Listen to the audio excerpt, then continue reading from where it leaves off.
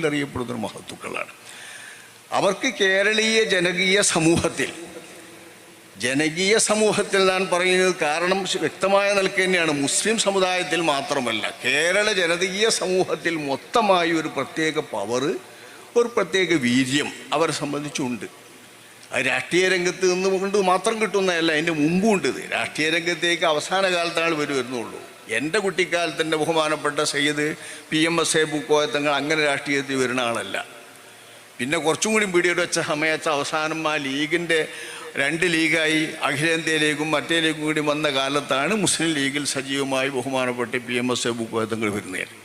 അവരതിൻ്റെ മുമ്പത്തെ രാഷ്ട്രീയം അവർ കോൺഗ്രസ്സുകാരനാണ്, ലീഗുകാരനല്ല, കോൺഗ്രസ്സുകാരനായിരുന്നു PMSA പൂക്കോയത്തങ്ങൾ അവർകൾ. എല്ലാവർക്കും അറിയാം. അത് ഷിഹാബ് തങ്ങൾ അവർക്കൊക്കെ തന്നെ പ്രത്യേകം ഓർമ്മകൾ പറയാറുണ്ട്. ആ PMSA പൂക്കോയത്തങ്ങൾക്ക് കിട്ടുന്നത് മുസ്ലിം രാഷ്ട്രീയ ശക്തിയുടെ പേരിലുള്ളതല്ല എന്നാണ് സൂചിപ്പിക്കുന്നത്.